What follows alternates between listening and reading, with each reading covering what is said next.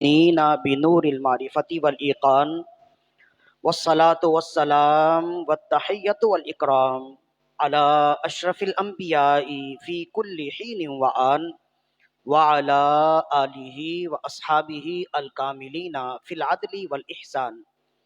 أما بعد فأعوذ بالله من الشيطان الرجيم. بسم الله الرحمن الرحيم. لقد من الله على المؤمنين إذ بعث فيهم رسولا من أنفسهم يتلو عليهم آياته ويزكيهم ويعلمهم الكتاب والحكمة وإن كانوا من قبل لفي ضلال مبين. صدق الله مولانا العظيم. ببركة إن الله وملائكته يصلون على النبي يا أيها الذين آمنوا صلوا عليه وسلموا تسليما. اللهم صل على سيدنا ومولانا محمد وعلى آله وأصحابه وبارك وسلم صلاة وسلاما عليك يا رسول اللہ صلی اللہ علیہ وآلہ وسلم. حمد و صلات کے بعد خالق کائنات کے عطا سے فقط اس کی دی ہوئی توفیق سے ہم ایک مرتبہ پھر حلقہ حمد و نعت میں موجود ہیں، محفل درس میں موجود ہیں. قبل اس کے کہ گفتگو کا آغاز کیا جائے، ایک مرتبہ اپنے آقا مولا صلی اللہ علیہ وسلم کی بارگاہ میں درود و سلام کے نذرانے پیش کیجئے. اللہم صلی علی سیدنا و مولانا محمد وعلی آلہ و اصحابہ وبارک وسلم صلاۃ و سلام علیک یا رسول اللہ صلی اللہ علیہ وآلہ وسلم. رسول اللہ صلی اللہ علیہ وسلم نے ارشاد فرمایا، زینوا مجالسکم بالصلاۃ علیہ فَإِنَّ صَلَاتَكُمْ عَلَيَّ نُورٌ لَكُمْ يَوْمَ الْقِيَامَةِ او کما قال. فرمایا تم اپنی مجلسوں کو مجھ پر درود و سلام پڑھ کر سجایا کرو، اس لیے کہ تمہارا درود و سلام پڑھنا قیامت کے دن تمہارے لیے نور ہوگا. صلو علی الحبیب. اللہم صلی علی سیدنا و مولانا محمد طب القلوب و دوائها وعافیت الابدان و شفائها ونور الابصار وضیائها وروح الارواح وغذائها وعلى آلہ واصحابہ وبارک وسلم صلاۃ وسلاما علیک یا رسول اللہ صلی اللہ علیہ وآلہ وسلم. خالق کائنات کے عطا سے فقط اس کی دی ہوئی توفیق سے اللہ رب العزت نے پھر ایک مرتبہ موقع دیا کہ ہم مختلف عنوانات کے تحت آج اس مسجد میں جمع ہیں. صاحب باعث صد داد و تحسین ہیں مسجد کمیٹی کے افراد جنہوں نے اس خوبصورت محفل کا انعقاد کیا، اور آپ حضرات کی محبت اور مسجد سے تعلق ذکر نبی اور ذکر خدا اور ذکر نبی سے انسیت دیدنی ہے اور قابل تعریف ہے. دعا کیجئے کہ اللہ رب العزت ہماری اس طرح کی حاضری اپنی بارگاہ میں قبول فرمائے. اور ہم نے یہ ارادہ کیا ہے کہ آج 1 ربیع الاول ہے، 1 ربیع الاول سے 12 ربیع الاول تک مسلسل نشستیں ہوں گی مختلف عنوانات کے تحت. اس پر انشاءاللہ بیانات ہوں گے. آج پہلی نشست ہے، آج ہو سکتا ہے کہ دورانیہ کچھ زیادہ ہو، اس کے بعد انشاءاللہ جو مختلف نشستیں ہوں گی اس کا دورانیہ کم ہوگا، یا دورانیہ ہم آپ کی جستجو دیکھ کر خود ہی منتخب کریں گے. اگر آپ کی جستجو ہوگی، آپ کی دلچسپی ہوگی، تو ہو سکتا ہے کہ دورانیہ ایسا ہی رہے یا اس سے بھی زیادہ ہو جائے، اور اگر دلچسپی میں کمی نظر آئے گی تو ہم دورانیہ کم کر دیں گے. ظاہر ہے کہ حالات ایک جیسے نہیں رہتے، مصروفیات ایک جیسی نہیں رہتی، طبیعت میں بھی ایک جیسی یکسوئی نہیں ہوتی ہے. تو سب سے پہلے تو دعا کیجئے کہ ہم نے جو ارادہ کیا ہے، جامع مسجد بیت المعظم کے کمیٹی نے جو ارادہ کیا ہے، ہم نے جو کہنے کا ارادہ کیا اور آپ نے جو سننے کی نیت کی ہے، اللہ رب العزت ہماری نیتوں کو تکمیل تک پہنچائے. اور ہم نے جو نیتیں کی ہیں، اللہ رب العزت ہماری نیتیں پوری فرمائے. اس پاک مجلس کے صدقے، اس پاک گھر کے صدقے اور ماہ ربیع النور کے صدقے طفیل اللہ رب العزت ہماری تمام پریشانیاں دور فرمائے. اور جو بے اولاد ہیں، سرکار مدینہ صلی اللہ علیہ وسلم کی ولادت کے صدقے اللہ انہیں صاحب اولاد فرمائے. اور جو صاحب اولاد ہیں، اس مہینے کے صدقے اللہ ان کے اولاد کو نیک اور سعادت مند بنائے. جو بے روزگار ہیں، اس پاک مہینے کے صدقے اللہ انہیں برسر روزگار فرمائے. اور جو برسر روزگار ہیں، اللہ رب العزت ان کی روزیوں میں برکتیں عطا فرمائے. ہر ایک کے لیے رزق حلال کے مزید اچھے اور آسان اسباب و ذرائع عطا فرمائے. ایک مرتبہ اور بلند آواز سے درود و سلام کی نذرانی پیش کیجیے۔ اللہم صلی علی سیدنا و مولانا محمد وعلی آلہ و اصحابہ وبارک وسلم صلاۃ و سلام علیکہ یا سیدی یا رسول اللہ صلی اللہ علیہ وآلہ وسلم۔ سرنامہ کلام میں خطبے میں جو آیت کریمہ تلاوت کرنے کا شرف حاصل کیا سورہ آل عمران کی آیت ہے۔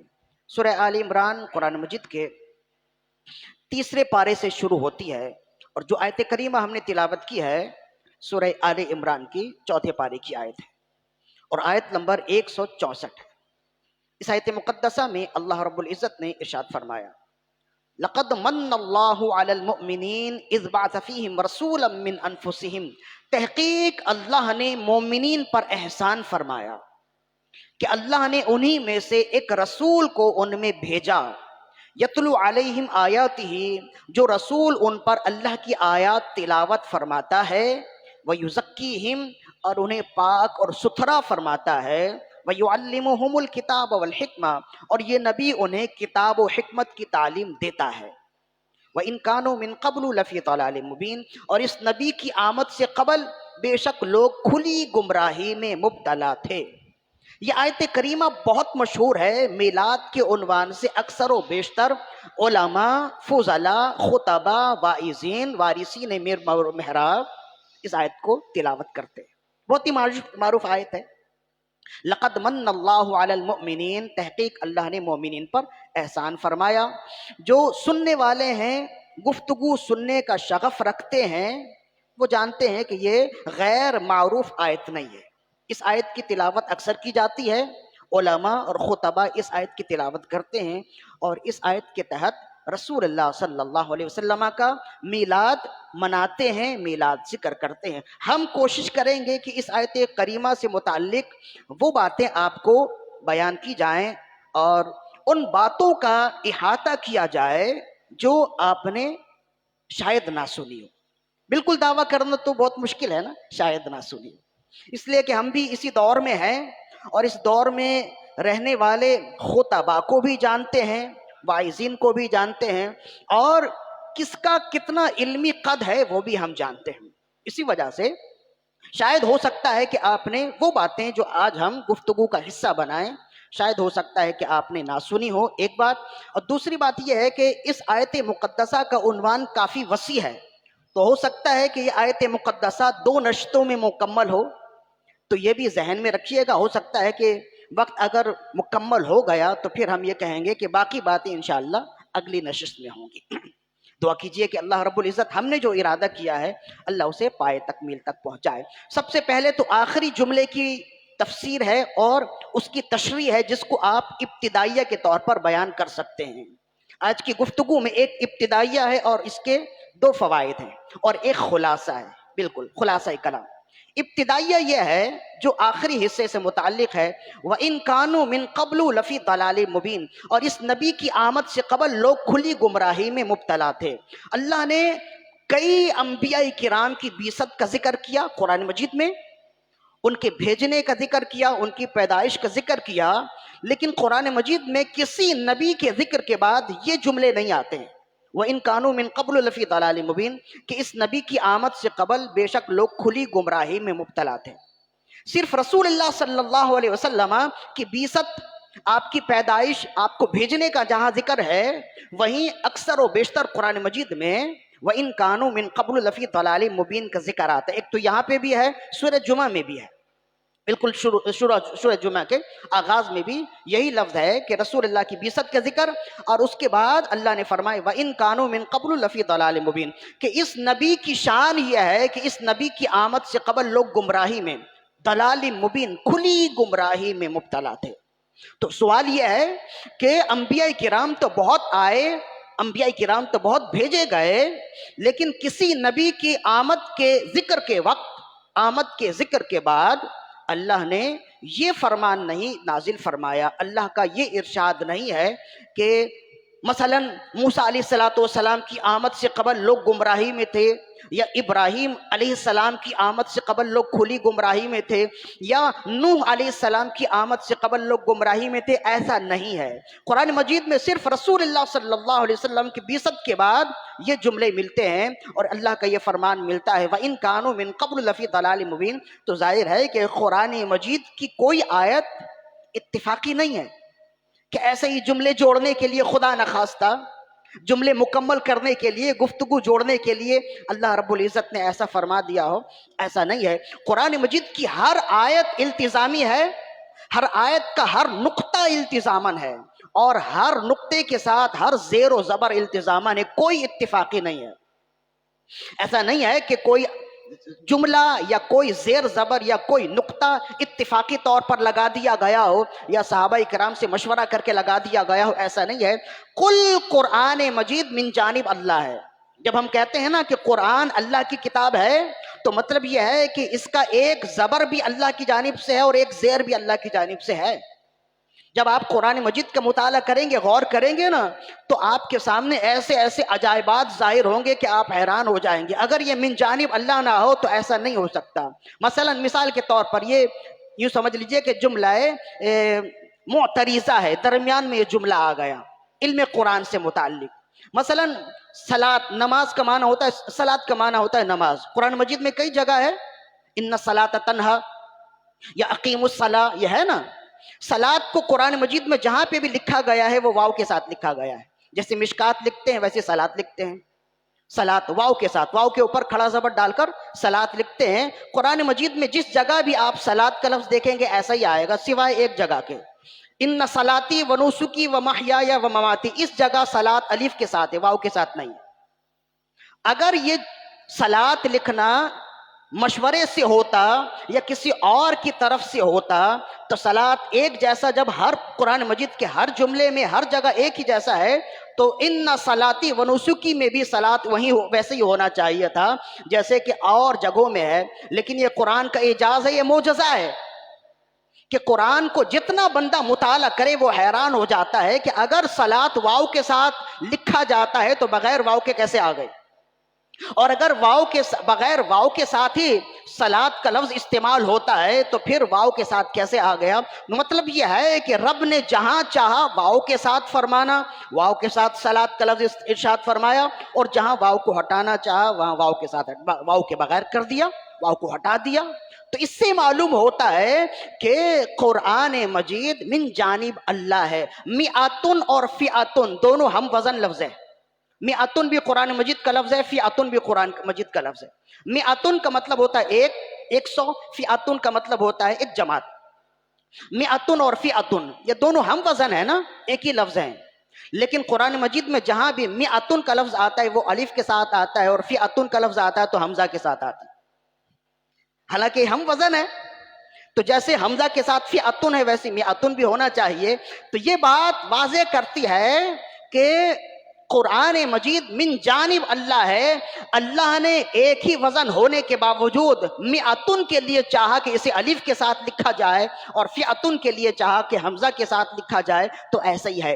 بستتن اس کا معنی ہوتا ہے پھیلانا۔ قرآن مجید میں جو دو جگہ استعمال ہوا ہے، دونوں جگہ ایک ہی معنی میں استعمال ہوا ہے، لیکن ایک جگہ صاد کے ساتھ استعمال ہوا ہے اور ایک جگہ سین کے ساتھ استعمال ہوا ہے۔ تو رب نے جہاں چاہا صاد کے ساتھ استعمال فرمایا، جہاں چاہا سین کے ساتھ استعمال فرمایا۔ تو یہ برسبیل تذکرہ گفتگو ہے علم قرآن کی جانب متوجہ کرنے کے لیے، برانگیختہ کرنے کے لیے، اور یہ جاننے کے لیے، یہ سمجھانے کے لیے جو قرآن ہمارے پاس ہے نا، یہ عجائبات سے بھری ہوئی کتاب ہے، عجائبات کی دنیا ہے۔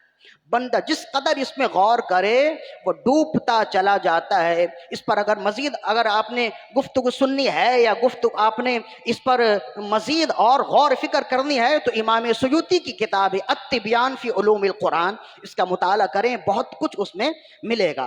تو بہرحال اللہ رب العزت نے نبی صلی اللہ علیہ وسلم کی ولادت کے ذکر کے بعد فرمایا وَإِن كَانُوا مِن قَبْلُ لَفِي ضَلَالٍ مُبِينٍ، اور کسی اور نبی کے ذکر کے بعد نہیں فرمائے۔ اس کی کیا وجہ ہے؟ تو بہرحال یہ اتفاقی امر تو نہیں ہے، یہ التزامن ہے اور ارادتن ہے۔ اس کی وجہ کیا ہے؟ تاریخ انبیاء کا مطالعہ کیجئے، تاریخ انبیاء کا مطالعہ کیجئے تو آپ دیکھیں گے کہ ایک نبی کے آمد کے فوراً بعد یا ایک نبی کے اس دنیا سے جانے کے فوراً بعد خلا خالی نہیں ہے، زمانہ خالی نہیں ہے۔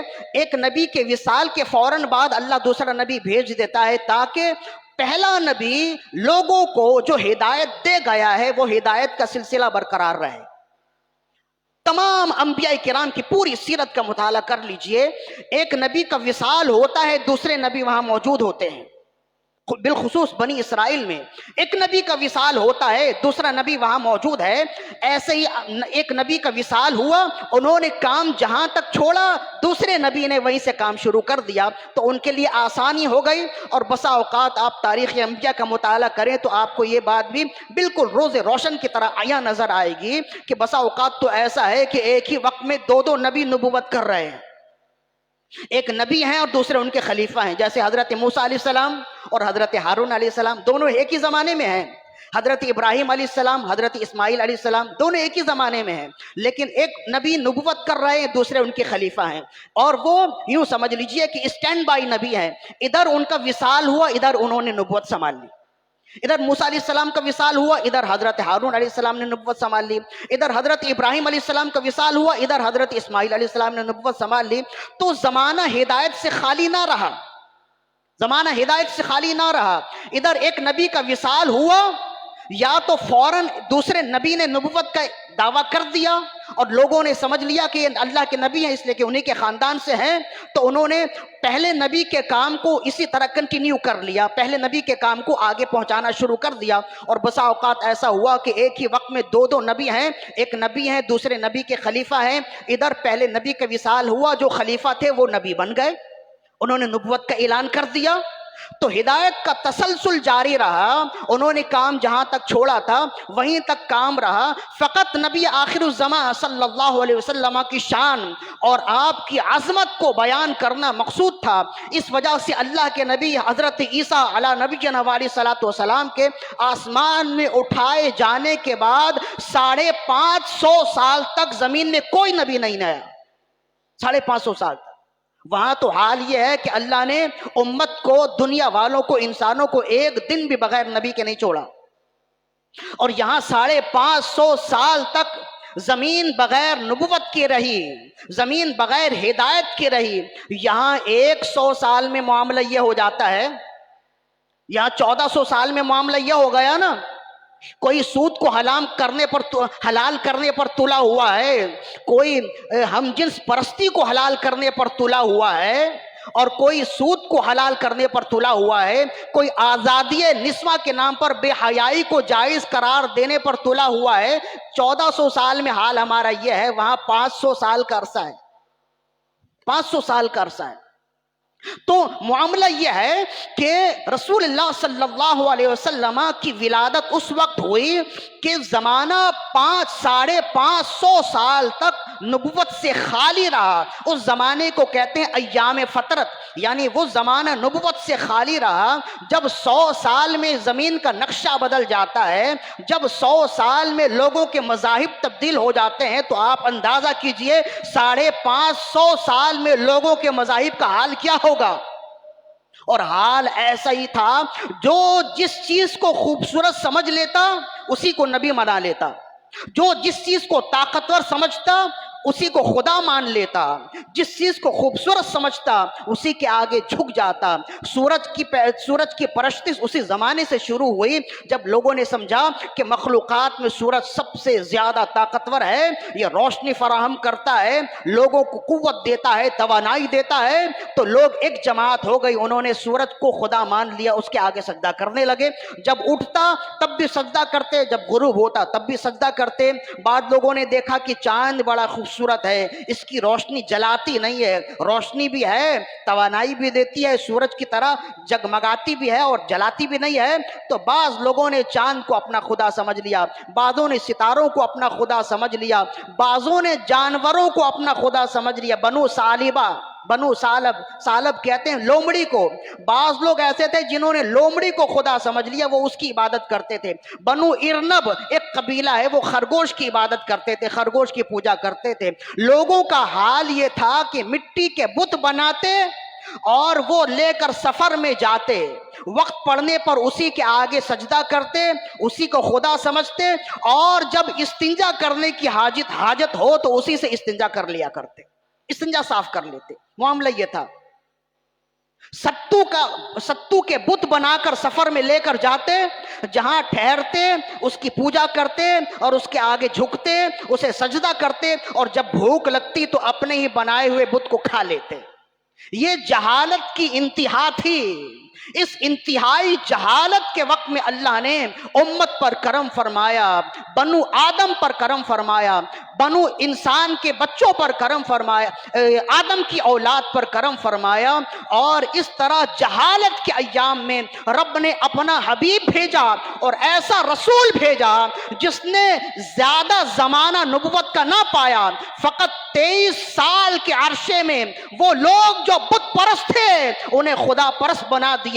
مشرق سے مغرب، شمال سے جنوب تک ایک ہی خدا کا نام لینے والا بنا دیا۔ اتنی تقریر کو اعلیٰ حضرت رحمت اللہ علیہ نے 2 لفظوں میں سمیٹ دیا اور فرمایا سب سے اولا و اعلیٰ ہمارا نبی، سب سے بالا و بالا ہمارا نبی، اپنے مولا کا پیارا ہمارا نبی، دونوں عالم کا دولہا ہمارا نبی، خلق سے اولیاء، اولیاء سے رسول، سب رسولوں سے اعلیٰ ہمارا نبی، سب چمک والے اجلوں میں چمکا کیے، اندھے شیشے میں چمکا ہمارا نبی۔ اعلیٰ حضرت نے 2 لفظوں میں اس کی تفسیر کر دی، سب چمک والے اجلوں میں چمکا کیے، یعنی جتنے انبیاء کرام آئے ان کے زمانے میں کچھ اجالا ہدایت کی روشنی موجود تھی، لیکن میرے نبی صلی اللہ علیہ وسلم جب دنیا میں آئے تو ایسی کوئی روشنی موجود نہیں تھی۔ لال و گل میں یہ انداز کہاں تھے پہلے، یا رسول اللہ آپ آئے ہیں تو گلشن میں بہار آئی ہے۔ اسی وجہ سے اب بات سمجھ گئے کہ اللہ نے نبی صلی اللہ علیہ وسلم کی پیدائش کا ذکر فرمایا تو اس کے بعد یہ کیوں فرمایا وَإِن كَانُوا مِن قَبْلُ لَفِي ضَلَالٍ مُبِينٍ، کہ اس نبی کی آمد سے قبل لوگ کھلی گمراہی میں مبتلا تھے۔ اس کی وجہ یہ ہے کہ جتنے انبیاء کرام آئے وہ ہدایت کے زمانے میں آئے، اور نبی صلی اللہ علیہ وسلم فقط گمراہی نہیں بلکہ کھلی گمراہی کے زمانے میں آئے۔ جو ہدایت کے زمانے میں انبیاء آئے وہ زیادہ عمریں لے کر آئے اور آسان زمانہ لے کر آئے، لیکن نبی صلی اللہ علیہ وسلم کی عمر بھی کم ہے اور کام زیادہ ہے، اور اس کے باوجود نبی صلی اللہ علیہ وسلم کا مقام اور مرتبہ اور آپ کی امر بالمعروف و نہی عن المنکر یعنی نیکی کی دعوت دینا اور برائی سے بچانے کا رزلٹ یہ ہے، اور اس کا دستور یہ ہے، اس کا رزلٹ دنیا میں یہ سامنے آیا کہ جتنے انبیاء کرام آئے وہ بڑی بڑی عمریں لے کے آئے، لیکن ان کی امتیوں کی تعداد کم ہے، اور نبی صلی اللہ علیہ وسلم نبوت کا زمانہ فقط 23 سال لے کر آئے اور سب سے زیادہ متبعین چھوڑے۔ کنز الامال کی حدیث ہے، رسول اللہ نے فرمایا قیامت میں کل امتوں کی 120 صفیں ہوں گی، 120 صفیں، کل امتوں کی، تمام امتوں کی 120 صفیں ہوں گی، اور فرمایا 20 صفیں تمام امتوں کی ہوں، 40 صفیں تمام امتوں کی ہوں گی اور 80 صفیں میری امت کی ہوں گی۔ سب سے کم زمانہ ہے لیکن آپ کے متبعین کی تعداد شرق سے غرب تک زیادہ ہے۔ یہ اس بات کی دلیل ہے کہ وہ نبی ایسا نبی ہے کہ آپ سے پہلے ایسا نبی نہیں آیا اور آپ کے بعد بھی ایسے نبی آنے کی توقع نہیں ہے، امید بھی نہیں ہے اور عقیدہ بھی نہیں ہے۔ صلو علی الحبیب اللہم صلی علی سیدنا و مولانا محمد طب القلوب و دوائها وعافیت الابدان و شفائها ونور الابصار و ضیائها وروح الارواح و غذائها وعلى آلہ و اصحابہ وبارک وسلم صلاۃ و سلاما علیک یا رسول اللہ صلی اللہ علیہ وآلہ وسلم۔ یہ ایک ابتدائیہ مکمل ہوا۔ اب ایک فائدہ اور ہے، اللہ نے فرمایا لقد من اللہ علی المؤمنین اذ بعث فیہم رسولا، اللہ نے مومنین پر احسان کیا کہ اللہ نے ان پر ایک رسول بھیج دیا۔ اب سوال یہ ہے، اعتراض یہ ہے، احسان کر کے جتلانا تو فعل مذموم ہے، کوئی کسی پر احسان کرے تو جتلاتا ہے؟ جتلانا تو گناہ ہے، کبیرہ گناہوں میں سر فہرست ہے یہ گناہ، کبیرہ گناہوں میں سے ہے احسان کر کے جتلانا۔ لیکن یہاں رب ذوالجلال کا فرمان یہی ہے، اور طرز تکلم ایسا ہی ہے کہ لوگوں میں نے تم پر احسان کیا ہے۔ حالانکہ خود اللہ فرماتا ہے کہ لا تبطلوا صدقاتکم بالمن والاذی، اے لوگوں اپنے اعمال اذیت دے کر اور احسان جتا کر ضائع نہ کرو۔ اللہ ہمیں فرماتا ہے کہ اپنے احسان ضائع نہ کرو، کسی پر احسان کرو، کسی کو کچھ دو یا کسی کو راہ دکھاؤ، کسی کے ساتھ خیر خواہی کرو، تو پھر زمانے میں زندگی میں کبھی بھی اس خیر خواہی کو جتلاؤ نہیں۔ احسان جتلانا طعنہ دینا ہے، اس کو نیچا دکھانا ہے۔ احسان جتلانا گناہ کبیرہ ہے۔ اے رب ذوالجلال، اے خالق اکبر، تو ہمیں تو حکم دیتا ہے کہ احسان نہ جتلاؤ، لیکن جب ہم تیرے کلام کی تلاوت کریں تو اللہ فرماتا ہے، تو ہی فرماتا ہے کہ میں نے بندوں پر احسان کیا ہے۔ ایسا کیا ہے کہ تو اگر احسان جتلاتا ہے تو وہ عین عبادت ہو جائے، قرآن کی تلاوت ہو جائے، اور ہم اگر احسان جتلائیں تو وہ گناہ کبیرہ ہو جائے؟ یہ تو قرآن مجید کی آیت ہے نا، احسان نہ جتلاؤ۔ اب احادیث سنیے کس قدر سخت وعید ہے احسان جتلانے کی، تاکہ ہم یہ کوشش کرتے ہیں کہ ہمارے اعمال بھی اچھے ہو جائیں، ہمارے عقیدے بھی اچھے ہو جائیں۔ ہم ایسی مجلس سجانا چاہتے ہیں جس مجلس میں، جس محفل میں بیٹھنے والے اپنے اعمال کی اصلاح کرنے میں بھی کامیاب ہو جائیں، اور کسی نہ کسی طرح اپنے عقائد کی اصلاح کرنے میں بھی کامیاب ہو جائیں۔ اسی وجہ سے ہم یہ کوشش کرتے ہیں کہ گفتگو میں کچھ باتیں عقائد کی اصلاح کے حوالے سے ہوں، کچھ باتیں اعمال کی اصلاح کے حوالے سے ہوں، اس لیے کہ سننے والے مختلف الخیال ہوتے ہیں۔ کوئی یہ چاہتا ہے کہ عقیدے پر گفتگو کی جائے، کوئی یہ چاہتا ہے کہ اعمال کی درستگی پر گفتگو کی جائے، تو ہم یہ کوشش کرتے ہیں کہ اپنے وقت میں ہی ایسی باتیں گفتگو کا حصہ بنا جائیں جس کا تعلق عقائد اصلاح اعمال سے بھی ہو اور جس کا تعلق اصلاح عقائد سے بھی ہو۔ تو ان باتوں کا تعلق اصلاح اعمال سے ہے، اس لیے کہ ہم جب دور ہو گئے، دین سے دور ہو گئے، قرآن سے دور ہو گئے، رسول اللہ کی سیرت سے دور ہو گئے، دینی محفلوں سے دور ہو گئے، علماء سے دور ہو گئے، تو ہمارا جو دل ہے نا، اب یہ دل نہیں ہے، کچرے کا ڈھیر بن گیا، کچرے کا ڈھیر بن گیا ہے۔ احسان جتلانا تو ہمارا قومی کھیل بن گیا ہے۔ ابھی الیکشن کا زمانہ آئے گا، پھر دیکھیں جنہوں نے سڑکیں بنائی ہیں وہ کیسے احسان جتلاتے ہیں، جنہوں نے پانی کی لائن ڈالی ہے وہ کیسے احسان جتلاتے ہیں، تو آپ کو معلوم ہو جائے گا کہ ان کا عمل کیا ہے، اور قرآن و حدیث میں اللہ رب العزت اور سرکار مدینہ صلی اللہ علیہ وسلم کا فرمان کیا ہے۔ احسان جتلانے سے متعلق چند احادیث اب یہ سماعت فرمائیے۔ سب سے پہلی حدیث امام مسلم، ابو داؤد اور ترمذی کی ہے۔ حضرت ابو ذر غفاری رضی اللہ عنہ اس حدیث کے راوی ہیں۔ عن ابی ذر رضی اللہ عنہ قال قال رسول اللہ صلی اللہ علیہ وسلم ثلاثۃ لا یکلمہ اللہ یوم القیامہ۔ حضرت ابو ذر غفاری رضی اللہ عنہ فرماتے ہیں کہ اللہ رب العزت قیامت کے دن تین طرح کے لوگ ہیں جن سے اللہ رب العزت قیامت کے دن کلام نہیں فرمائے گا۔ ثلاثۃ لا یکلمہم اللہ یوم القیامہ، تین لوگ ہیں قیامت کے دن اللہ ان سے بات نہیں کرے گا۔ ولا ینظر الیہم، اور ان کی جانب نظر رحمت سے نہیں دیکھے گا۔ ولا یزکیہم، اور انہیں گناہوں سے پاک نہیں کرے گا۔ وَلَهُمْ عَذَابٌ علیم، اور ان کے لیے دردناک عذاب ہے۔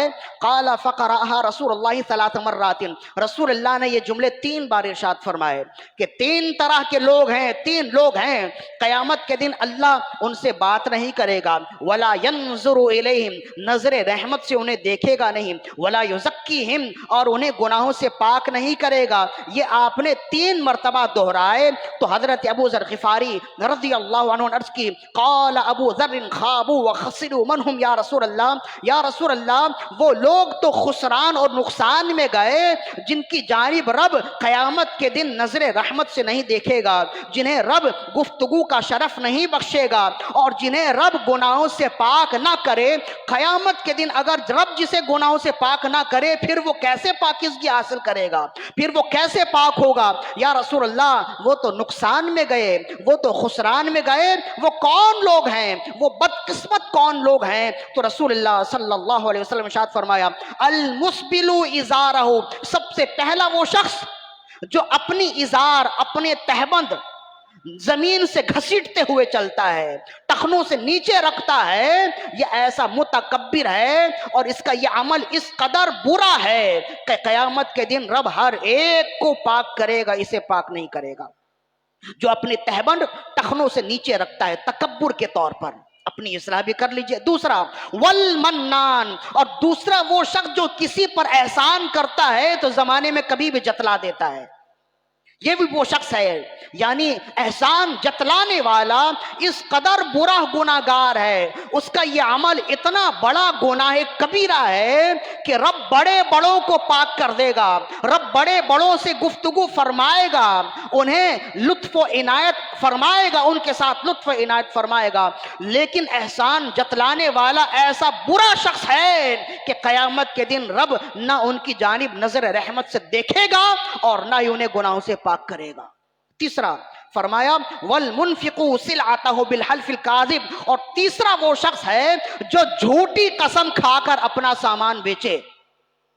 اللہ کی قسم میری تو اتنی خرید بھی نہیں ہے، آپ جائیں بازار مارکیٹ جائیں تو آپ کو اندازہ ہوگا کہ وہاں خریدنے والے بالخصوص بیچنے والے کس قدر کبیرہ گناہوں کا ارتکاب کر رہے ہیں، اور انہیں معلوم بھی نہیں ہے کہ وہ تجارت، حالانکہ تجارت تو انبیاء کرام کا طریقہ ہے، لیکن وہ اپنے اس طریقے کو کس قدر گناہوں سے گدلا کر رہے ہیں انہیں معلوم نہیں ہے۔ یہ تو ہمارے ہاں فی البدی کہہ دیا جاتا ہے، اتنی تو ہماری خرید بھی نہیں ہے، اور پھر ہوتا یہ ہے کہ وہ اتنی دام میں بعد میں دے بھی دیتا ہے۔ اگر اتنی خرید نہیں تھی تو بعد میں تم نے اسی دام پہ دیا کیسے؟ تم اصالے ثواب کرنے کے لیے تو نہیں بیٹھے، دو پیسے کمانے کے لیے بیٹھے ہو۔ پہلے ہم نے کہا کہ اتنی خرید اتنے میں دے دو، اس نے کہا اللہ کی قسم اتنی تو میری خرید بھی نہیں ہے، اور جب ہم وہاں سے اٹھنے لگے تو اس نے کہا اچھا ٹھیک ہے اتنی قیمت پر لے جائیں۔ تو سوال یہ ہے کہ اگر اتنی خرید آپ کی نہیں تھی تو آپ نے نقصان اٹھا کر ہمیں کیوں دے دیا؟ تو یہ ساری باتیں ہیں جس سے معلوم ہوتی ہیں کہ جو بیچنے والے ہیں، جو تاجر ہیں، ان کے لیے بھی علم دین سیکھنا ضروری ہے۔ تو یہ تین گناہ ہیں۔ پہلا گناہ اپنی ازار تہبند سے نیچے لٹکانا، دوسرا گناہ احسان کر کے جتلانا، اور تیسرا گناہ جھوٹی قسم کھا کر اپنا سامان بیچنا۔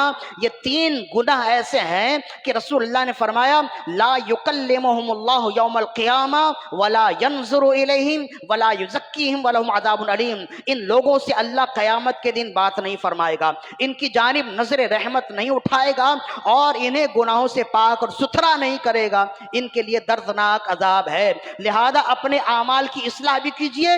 انہی برے اعمال میں، گناہ کبیرہ میں رسول اللہ نے جس بات کا ذکر کیا، جس عمل کا ذکر کیا، ان اعمال میں ایک عمل ہے احسان جتلانا، یعنی احسان کر کے جتلانا۔ مطلب یہ ہے آپ نے زندگی میں کسی کے ساتھ خیر خواہی کی، لیکن وقت پڑنے پر کبھی اس کے ساتھ اختلاف ہو گیا تو چار لوگوں کے درمیان میں بیٹھ کر آپ کہہ رہے ہیں کہ اس کی تو اتنی اوقات بھی نہیں تھی، میری وجہ سے یہ وہاں تک پہنچا ہے، تو آج یہ مجھے بھول گیا، کوڑیوں کو محتاج تھا، ایک ایک لقمے کا محتاج تھا، میں نے اچھی جگہ اس کی نوکری لگا دی، آج جب یہ پیسوں میں کھیل رہا ہے تو مجھے پہچانتا ہی نہیں ہے۔ کبھی اس کے سامنے، کبھی چار لوگوں میں اس کی حتی کی عزت کرنے کے لیے، اس کی تذلیل کرنے کے لیے، اسے حقیر بتانے کے لیے، یہ تو ہمارا قومی کھیل ہو گیا ہے۔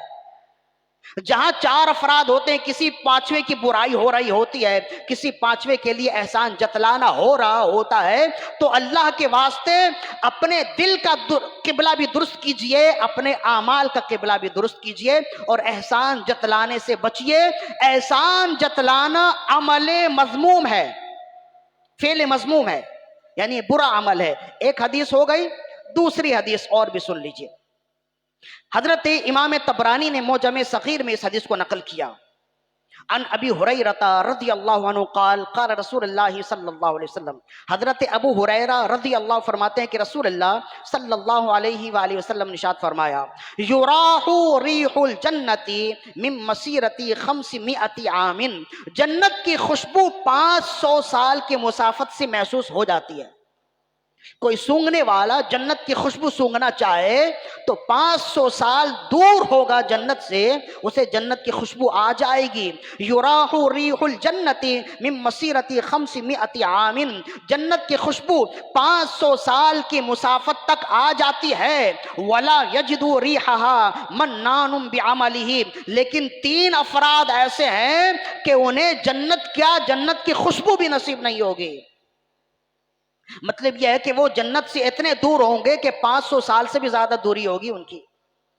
جنت کی خوشبو 500 سال کی مسافت سے آ سکتی ہے، لیکن 3 افراد ایسے ہیں کہ انہیں جنت کیا ملے گی، جنت کی خوشبو بھی نہیں ملے گی. اب وہ 3 افراد کون ہیں؟ فرمایا منان بعملہ. سب سے پہلے عمل کر کے احسان کر کے جتلانے والا. ولا عاقن. دوسرا والدین کا نافرمان. ولا مدہم خمر. اور تیسرا نشے کا عادی، ہمیشہ نشے میں مست رہنے والا، نشے میں غرق رہنے والا. یہ 3 افراد ہیں، احسان جتلانے والا، والدین کا نافرمان اور نشہ کرنے والا. یہ 3 افراد ایسے ہیں انہیں جنت کیا ملے گی، جنت کی خوشبو بھی نہیں ملے گی. مزید احادیث اور بھی ہیں. اپنے اعمال کی بھی اصلاح کیجئے، اور اگر کل تک کسی کے سامنے احسان جتلایا ہے تو یہ گناہ کبیرہ ہے، بغیر اس کے معاف کیے معاف نہیں ہوگا. اللہ سے بھی معافی مانگنی ہے، اور جس کا دل دکھایا ہے احسان جتلا کر اس سے بھی معافی مانگنی ہے، اسے بھی راضی کرنا ہے، کسی بھی طرح راضی کرنا ہے، تاکہ قیامت کے دن جب ہم جائیں تو گناہوں کا بوجھ سر پر نہ ہو. ورنہ رسول اللہ نے فرمایا مفلس وہ ہے جو بہت کچھ لے کر قیامت کے دن آئے گا، لیکن ساتھ ساتھ لوگوں کے حقوق بھی تلف کیے ہوں گے. تو جتنے حقوق تلف کیے گئے ہیں وہ سب آ جائیں گے اور اس کی نیکی لے کر چلے جائیں گے. اور بالآخر ایسا ہوگا، آیا تو تھا پہاڑ جیسی نیکی لے کر، لیکن اب جائے گا تو خالی ہاتھ ہوگا. جب اس کے پاس کچھ نہیں ہوگا تو اللہ عز و جل کی جانب سے حکم ہوگا اسے دوزخ میں لے جاؤ، وہ دوزخ میں چلے جائے گا. رسول اللہ نے فرمایا اصل مفلس وہ ہے. لہذا اپنے اعمال کی اصلاح بھی کیجئے. ایک خاص بات ہے جو اسی سلسلے میں ہم نے آج کرنی ہے، اور اس حدیث کو ہم نے بہت تلاش کرنے کے بعد تخریج کی ہے. ہمارے زمانے میں دیکھیں اب جو ماحول ہے نا اس زمانے کا، ہم نے پہلے کہا دین سے دوری ہے، علماء سے دوری ہے. مسجدوں میں جمعے کی نماز میں بھی اب اس وقت پہنچتے ہیں جب گفتگو ختم ہو چکی ہوتی ہے، جب خطاب علماء کا ختم ہو چکا ہے. جلدی جلدی آئے، جیسے تیسے وضو کیا اور جیسے تیسے 2 رکعت نماز پڑھی اور چلے گئے. تو یہ جمعے کی نماز، جمعے کا دن کچھ سیکھنے سکھانے کا ہوتا ہے. امام غزالی فرماتے ہیں کہ سب سے پہلی جو بری بات اس امت میں رائج ہوئی ہے، جمعے کے دن دیر سے آنا ہے. امام غزالی فرماتے ہیں کہ قرون اولیٰ میں فجر کی نماز سے پہلے لوگ جلوس کی صورت میں مسجد میں آتے تھے، مشالیں روشن کیے ہوئے، ہاتھ میں مشال لیے ہوئے فجر کی نماز سے پہلے جلوس کی صورت میں مسجد آتے، فجر کی نماز پڑھتے اور ذکر و اذکار کرتے رہتے، حتیٰ کہ جمعے کا خطبہ سنتے، جمعے کی نماز سنتے، پھر گھر جایا کرتے تھے. فرمائے اس امت میں سب سے پہلی جو بری چیز رائج ہوئی ہے وہ جمعے کے دن دیر سے آنا ہے. لہذا اپنے اعمال کی اصلاح کیجئے، اور جتنے بھی مصروف رہیں جمعے کے دن تمام تر مصروفیات کو ترک کیجئے.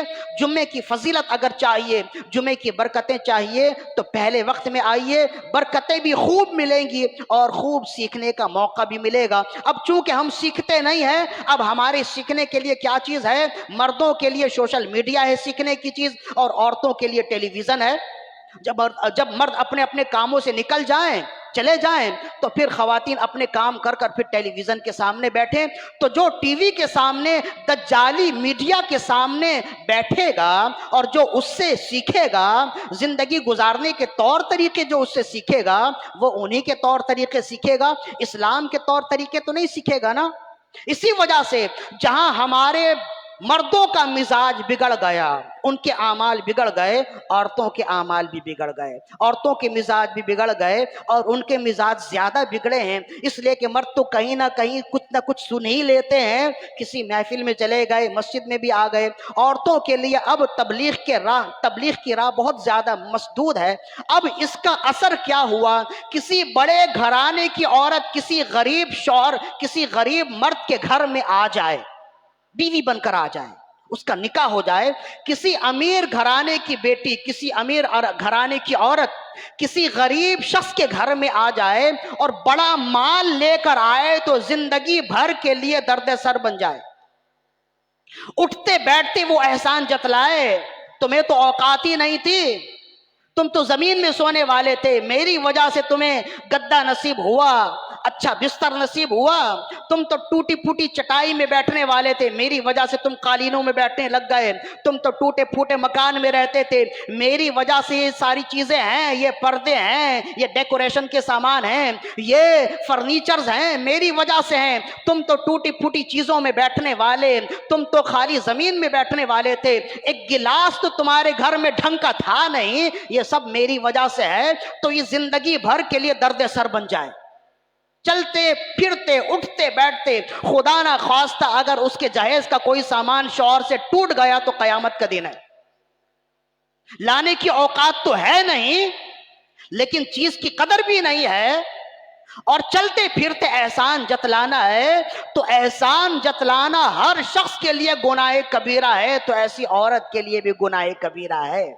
اور رسول اللہ صلی اللہ علیہ وسلم نے ارشاد فرمایا، اگر عورت اپنے شوہر کے گھر ساری زمین کا سونا اور چاندی لے کر آئے اور زندگی گزارتے ہوئے ایک لمحے شوہر کے سر پر کھڑی ہو کر کہے کہ تمہارا کیا ہے، سب کچھ میرا ہی ہے، ایک لمحے اگر احسان جتلا دے، اگر وہ زمین کی سب سے زیادہ عبادت گزار عورت بھی ہوگی، اسی لمحے اس کے سارے اعمال ضائع ہو جائیں گے، اسی لمحے اس کے سارے اعمال ضائع ہو جائیں گے۔ اب عبارت سنیے، امام خرائطی کی مکارم الاخلاق میں یہ حدیث موجود ہے، حضرت ابو ہریرہ رضی اللہ عنہ اس کے راوی ہیں، اچھی طرح سنیے، اپنے گھر میں سنائیے، ویڈیو کلپ اس کے بنے، آپ اپنے گھروں میں سنائیے، خاندانوں میں وائرل کیجئے، تاکہ یہ بیماری مردوں میں تو ہے ہی، مردوں سے بھی ختم ہو جائے، ہمارے گھر کی عورتوں سے بھی ختم ہو جائے، انہیں معلوم ہو کہ اس نے شادی سامان سے نہیں کی ہے، مرد سے کی ہے، بندے سے کی ہے۔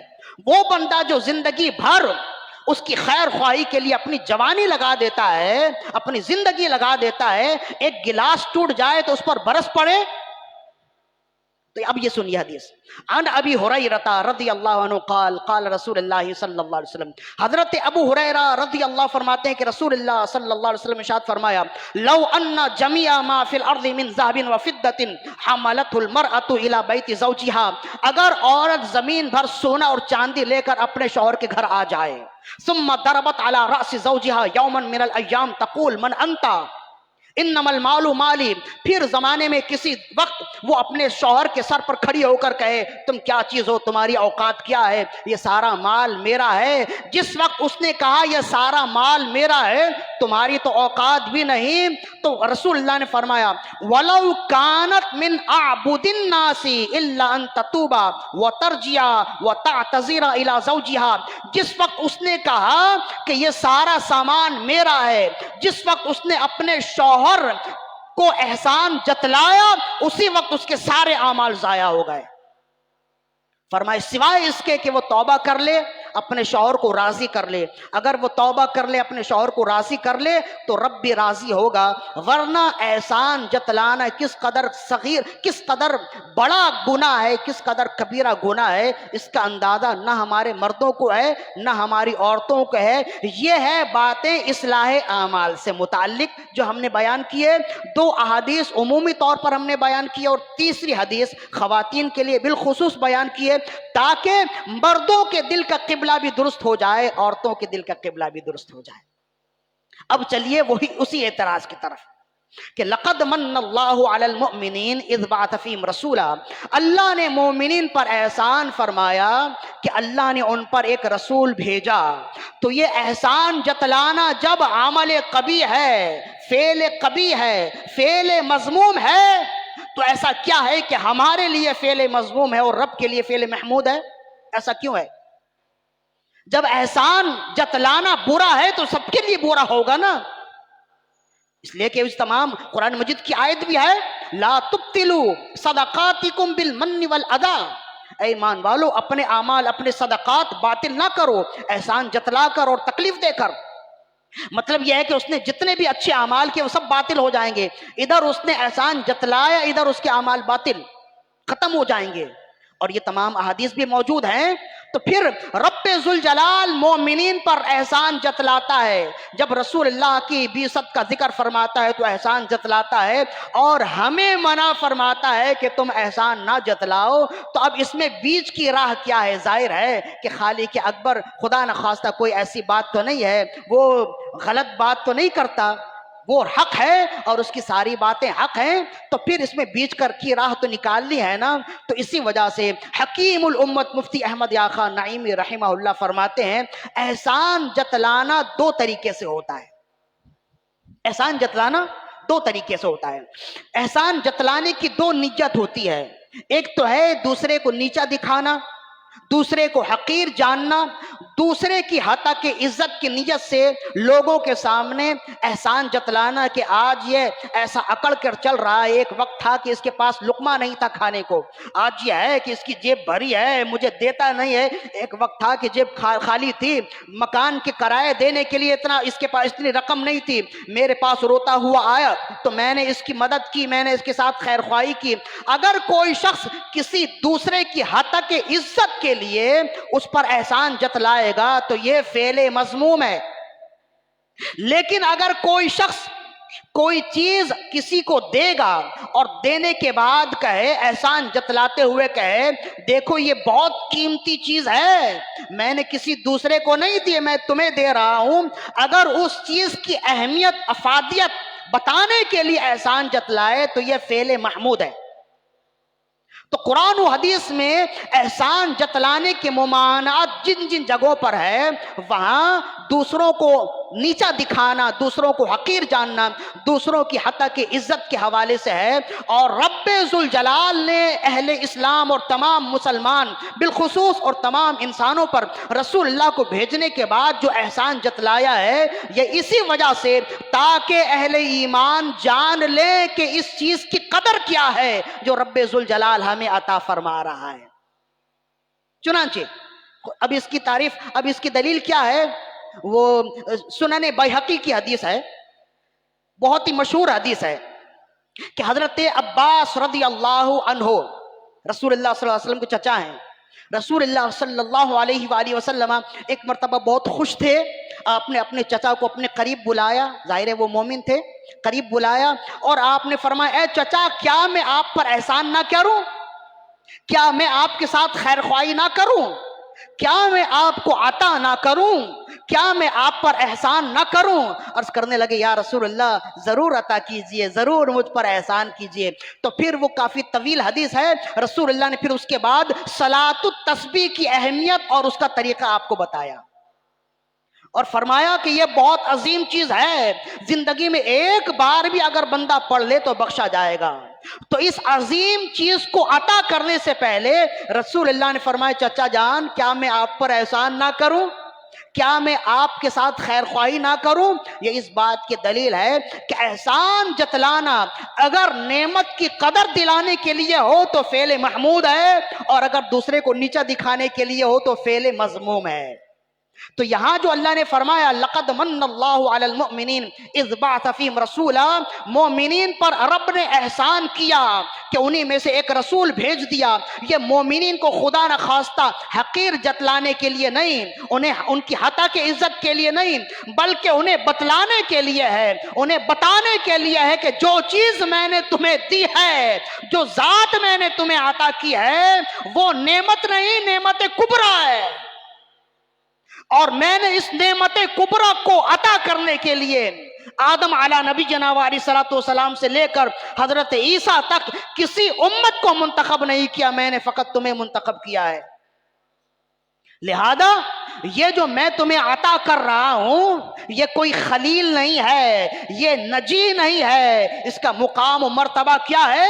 یہ میرا حبیب ہے، یہ میرا حبیب ہے۔ چنانچہ اب یہ ہم اپنی گفتگو کا بالکل آخری ایام میں آخری مراحل میں لے آئے ہیں۔ اب اس حوالے سے ایک حدیث ہم نے سنانا ہے جو بہت ہی خوبصورت ہے، اس کے بعد پھر خلاصہ کلام ہے۔ حضرت ابن عباس رضی اللہ عنہما روایت کرتے، بہت خوبصورت حدیث ہے۔ اور ابن عباس رضی اللہ عنہما قال رسول اللہ صلی اللہ علیہ وسلم، حضرت ابن عباس رضی اللہ عنہما فرماتے ہیں جلس ناس من اصحاب رسول اللہ صلی اللہ علیہ وسلم فخرج حتى اذا دنا منهم سمعهم يتذاكرون قال بعضهم، کہتے ہیں کہ صحابہ کرام ایک جگہ مجلس بنائے بیٹھے تھے، حلقہ بنائے بیٹھے تھے اور آپس میں گفتگو کر رہے تھے، تو نبی صلی اللہ علیہ وسلم اپنے حجرہ مقدسہ سے نکلے، آپ نے دیکھا، اب باہر تشریف لائے تو آپ نے دیکھا کہ صحابہ کرام حلقہ بنائے بیٹھے ہیں، دور سے صحابہ کرام کیا کہہ رہے تھے تو آپ کو سنائی نہیں آئی، تو آپ نے فرمایا کہ قریب جا کر دیکھتے ہیں۔ ایک ستون کے کنارے آپ بیٹھ گئے اور سننے لگے کہ صحابہ کرام کیا گفتگو کر رہے ہیں۔ صحابہ کرام نے رسول اللہ صلی اللہ علیہ وسلم کی طرف توجہ نہیں کی، انہوں نے دیکھا نہیں، اور رسول اللہ صلی اللہ علیہ وسلم ایک ستون کی آڑ میں چھپ گئے اور سننے لگے کہ صحابہ کرام آپس میں کیا گفتگو کر رہے ہیں۔ تو وہ تو پاکیزہ افراد تھے، ان کی گفتگو کیا تھی؟ ایسا تو نہیں کہ ہم جو 4 افراد ہوتے ہیں نا، تو اگر امام صاحب بیچ میں آ کر بیٹھ جائیں تو کہتے ہیں امام صاحب آ رہے ہیں، ذرا صحیح ہو جاؤ۔ مطلب یہ ہے کہ پہلے جو آپ گفتگو کر رہے تھے وہ غیر اخلاقی تھی، اب صاحب اخلاق آ رہے ہیں تو آپ بھی اپنا قبلہ درست کر لیا، ایسا نہیں ہے۔ وہ ان کا جیسے ظاہر پاکیزہ تھا ویسے باطن بھی پاکیزہ تھا، جیسے ان کی خلوتیں پاکیزہ ہوتی تھیں ویسی جلوتیں بھی پاکیزہ ہوتی تھیں، اور اسی کو قرآن کہتا ہے اگر تم انسان کے بچے بننا چاہتے ہو وَذَرُوا ظَاهِرَ الْإِسْمِ وَبَاطِنَهُ، اپنے ظاہر کو بھی پاک کر لو، باطن کو بھی پاک کر لو، تم حقیقی معنوں میں رب کے بندے بن جاؤ گے۔ ہم جو ایسے ہیں نا، جو ہم در در کی ٹھوکریں کھا رہے ہیں، اس کی وجہ یہی ہے ہمارا ظاہر کچھ ہوتا ہے، باطن کچھ ہوتا ہے۔ تو کہتے ہیں صحابہ کرام کو جب رسول پاک صلی اللہ علیہ وسلم سننے لگے تو وہ آپس میں کہہ رہے تھے، یتذاکرون، آپس میں گفتگو کر رہے تھے۔ قال بعضهم، ان میں سے ایک نے کہا، ان اللہ اتخذ ابراہیم خلیلا، بے شک اللہ نے ابراہیم کو اپنا خلیل بنایا۔ کتنی عجیب بات ہے، کتنا بڑا مقام و مرتبہ ہے۔ تو پھر دوسرے صحابی نے کہا، وقال آخر موسیٰ کلمہ تکلیما، اللہ نے حضرت ابراہیم کو خلیل تو بنایا لیکن اللہ نے موسیٰ علیہ السلام کو کیا مقام دیا کہ اللہ نے ان سے گفتگو فرمائی، کلام فرمایا۔ وکلمہ اللہ موسیٰ تکلیما، اللہ نے موسیٰ سے کلام فرمایا، خوب کلام فرمایا، مفعول مطلق، ضربت ضربا، کلمہ تکلیما، یعنی اللہ نے ان سے خوب کلام فرمایا۔ تیسرے نے کہا، تیسرے نے جب 2 کہہ چکے، پھر تیسرے نے کہا، وقال آخر فعیسیٰ کلمۃ اللہ وروحہ، آپ نے حضرت ابراہیم علیہ السلام کا معاملہ دیکھا، ان کی شان دیکھی، حضرت موسیٰ علیہ السلام کی شان دیکھی، آپ نے حضرت عیسیٰ کی شان نہ دیکھی؟ وہ اللہ کا کلمہ ہے، اللہ کی روح ہیں۔ وقال آخر، تو پھر چوتھے نے کہا، آدم اصطفاہ اللہ، آدم علیہ السلام کا بھی تو مقام دیکھے کہ اللہ نے انہیں چن لیا، اپنا خلیفہ بنایا، اور قرآن میں کئی جگہ فرمایا ہم نے آدم کو اپنا خلیفہ بنا لیا ہے۔ تو آپس میں مذاکرہ کہنے لگے، کرتے رہے، اور انبیاء کرام کی شان و عظمت کو سنتے رہے اور ایک دوسرے سے بیان کرتے رہے اور ان کی شان و عظمت پر تعجب کرتے رہے۔ ایک کہتے کہ بڑا مقام تو حضرت ابراہیم کا ہے، وہ اللہ کے خلیل ہیں، دوسرے نے کہا بڑا مقام تو موسیٰ علیہ السلام کا ہے، اللہ ان سے محو گفتگو ہوا، وہ رب سے ہم کلام ہوئے۔ تیسرا کہتے کہ حضرت عیسیٰ تو اللہ کا کلمہ ہے، اللہ کا روح ہے۔ چوتھے صحابی کہتے اللہ کے نبی آدم وہ خلیفہ ہیں، تمام انبیاء کے باپ ہیں، ان کا مقام و مرتبہ بلند ہے۔ یہی گفتگو کر رہے تھے تو کہتے ہیں فخرج رسول اللہ صلی اللہ علیہ وسلم علیہم، اچانک رسول اللہ صلی اللہ علیہ وسلم ان کے درمیان میں ظاہر ہو گئے۔ رسول پاک صلی اللہ علیہ وسلم جب ان کے درمیان میں ظاہر ہوئے، وقال، تو آپ نے فرمایا، سمعت کلامکم وعجبکم، میں نے تمہاری گفتگو بھی سنی اور انبیاء کرام کی شان و عظمت کو بیان کر کے تعجب کرنا بھی سنا ہے۔ پھر رسول اللہ نے تائید کرتے ہوئے ارشاد فرمایا ان ابراہیم خلیل اللہ وہو کذالک، بے شک ابراہیم خلیل اللہ ہیں اور وہ ایسا ہی ہیں، وموسیٰ نجی اللہ وہو کذالک، بے شک موسیٰ اللہ سے گفتگو کرنے والے ہیں، وہو کذالک اور وہ ایسا ہی ہیں، وعیسیٰ روحہ وکلمتہ اور عیسیٰ اللہ کی روح ہیں، اللہ کا کلمہ ہے، وہو کذالک اور بے شک آپ ایسا ہی ہیں، وآدم اصطفاہ اللہ وہو کذالک اور اللہ نے آدم کو منتخب فرمایا، خلافت عطا فرمائی اور ان کی شان جیسے تم بیان کر رہے ہو ایسا ہی ہے، ولیکن الا وانا حبیب اللہ، لیکن وہ سب کچھ ہیں، حبیب نہیں ہے، انا حبیب اللہ، میں اللہ کا حبیب ہوں، میں اللہ کا حبیب ہوں۔ اور پھر فرمایا حبیب کی شان جانتے ہو کیا ہے؟ فرمایا وَأَنَا حبیب اللہ ولا فخرا، میں حبیب اللہ ہوں اور مجھے اس پر فخر نہیں ہے، وَأَنَا حَامِلُ لِوَاءِ الْحَمْدِ يَوْمَ الْقِيَامَةِ، قیامت کے دن حمد کا جھنڈا میرے ہاتھ میں ہوگا، سبب چلے کہ باغ پھلے، وہ پھول کھلے کہ دن ہو بھلے، لوا کے تلے ثنا میں کھلے، رضا کی زباں تمہارے لیے، زمین و زماں تمہارے لیے، مکین و مکان تمہارے لیے، چنین و چنا تمہارے لیے، بنے دو جہاں تمہارے لیے، دہن میں زباں تمہارے لیے، بدن میں ہے جاں تمہارے لیے، ہم آئے یہاں تمہارے لیے، اٹھے بھی وہاں تمہارے لیے۔ فرمایا انا حبیب اللہ، میں اللہ کا حبیب ہوں اور ولا فخرا، اس پر مجھے کوئی فخر نہیں ہے، وانا حامل لواء الحمد یوم القیامہ اور قیامت کے دن میرے ہاتھ میں لواء الحمد ہوگا، تحتہ آدم فمن دونہ، اور اس لواء الحمد کے نیچے آدم بھی ہوں گے اور کل مخلوق ہوگی۔ تم جن کی تعریف کر رہے ہو، تم جن کی شان و عظمت کو بیان کر کے تعجب کر رہے ہو، قیامت میں دیکھنا کہ باغ جنت میں محمد مسکراتے جائیں گے، پھول رحمت کے گریں گے، ہم اٹھاتے جائیں گے، ہم سوئے حشر چلیں گے شہ ابرار کے ساتھ، قافلہ ہوگا رواں قافلہ سالار کے ساتھ۔ فرمایا قیامت کے دن تم دیکھنا، تم جن کی شان و عظمت کو سن کر مذاکرے کر کے تعجب کا اظہار کر رہے ہو، حضرت آدم ہوں، حضرت خلیل ہوں، حضرت موسیٰ ہوں، حضرت عیسیٰ ہوں، قیامت کے دن سب میرے جھنڈے کے نیچے ہوں گے اور میرے ہاتھ میں لواء الحمد ہوگا۔ پھر فرمایا ولا فخر، اور اس میں مجھے فخر نہیں ہے، وانا اول شافع واول مشفع یوم القیامہ، اور قیامت کے دن جب تک میں شفاعت نہ کر لوں کوئی شفاعت کرنے والا نہیں ہوگا۔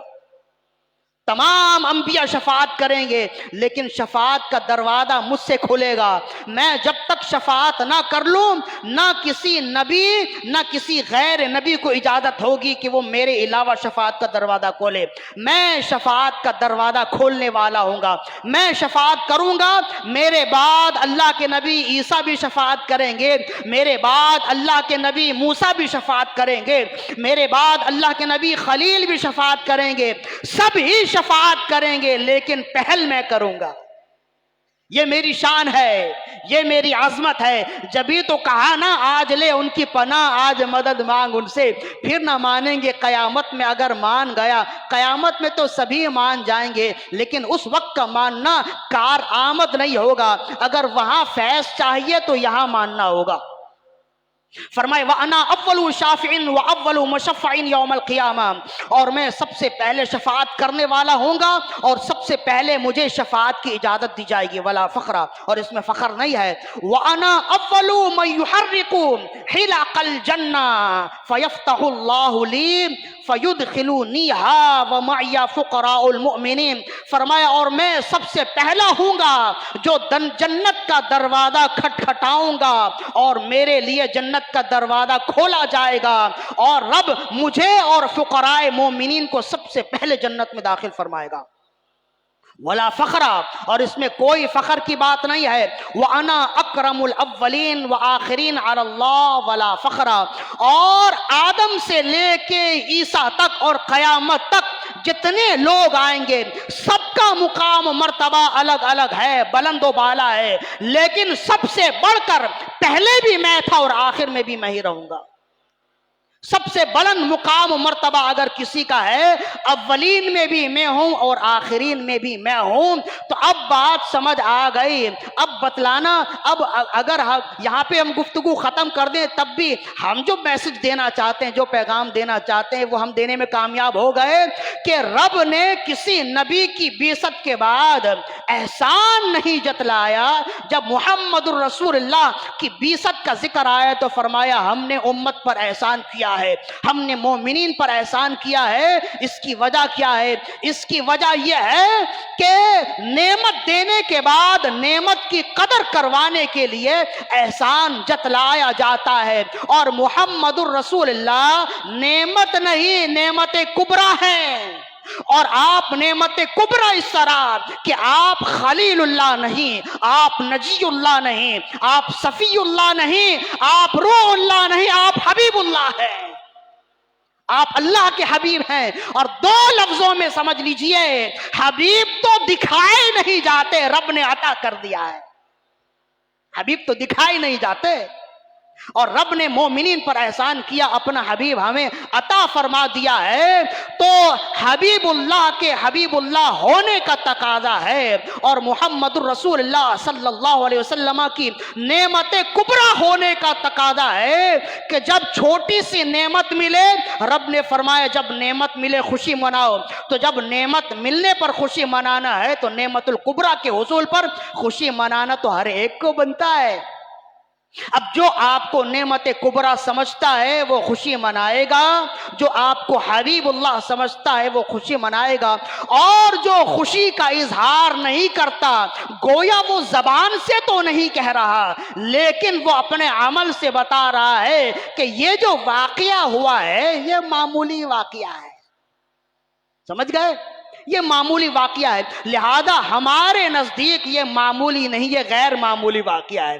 جب غیر معمولی ہے تو اس غیر معمولی واقعے کا رد عمل بھی غیر معمولی ہوتا ہے۔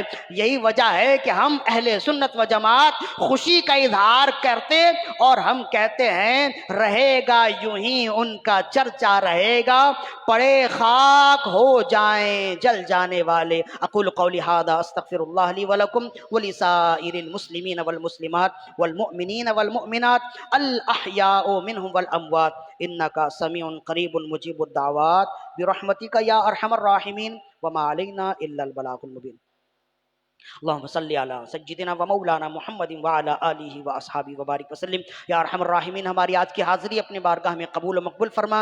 اصلاح اعمال سے متعلق، اصلاح عقائد سے متعلق ہم نے جو بیان کیے، کہنے میں، سننے میں، پڑھنے پڑھانے، سننے سنانے، سیکھنے سکھانے، سمجھنے سمجھانے میں جو غلطیاں کوتاہیاں سرزد ہو گئی ہوں، پیارے آقا صلی اللہ علیہ وسلم کے صدقے طفیل ہماری بخشش فرما، ہمیں معاف فرما، اس محفل کی برکتیں ہمیں بھی عطا فرما، اور جو جہاں بھی بیٹھے اس محفل کو دیکھ رہے ہیں، سن رہے ہیں، روحانی طور پر یا کسی بھی طرح سے حاضر ہیں، یا اللہ ان کا سننا، ان کا دیکھنا بھی اپنی بارگاہ میں قبول فرما، اس محفل کی برکتیں انہیں بھی عطا فرما، جو بیمار ہیں انہیں اچھا فرما، جو صحت و عافیت میں ہیں ان کی صحت و عافیت میں بقا و دوام عطا فرما۔ ہم نے جو نیت کی ہے 12 دنوں میں بیٹھنے کی، 12 دنوں کی نشست کی جو ہم نے نیت کی ہے، یا اللہ بخیر و عافیت، صحت و عافیت کے ساتھ ہمیں اپنی نیتوں میں کامیابیاں عطا فرما، اور تمام جلسوں میں حاضری کی توفیق، سعادت، مہلت و ہمت عطا فرما۔ ہم تمام کی دعائیں اپنی بارگاہ میں مستجاب فرما۔ اب یہ جو ہم نے گفتگو کی ہے نا، یہ اس آیت سے متعلق آدھی گفتگو ہے۔ ہم نے پہلے کہہ دیا تھا کہ ہو سکتا ہے مجھے خطرہ ہے کہ گفتگو آدھی ہوگی، اب آدھی گفتگو انشاءاللہ ہم اگلی نشست میں کریں گے، اسی آیت کے تحت کریں گے انشاءاللہ۔ وصلی اللہ تعالی علی خیر خلقہ محمد و آلہ و اصحابہ اجمعین برحمتک یا ارحم الراحمین بحق لا الہ الا اللہ۔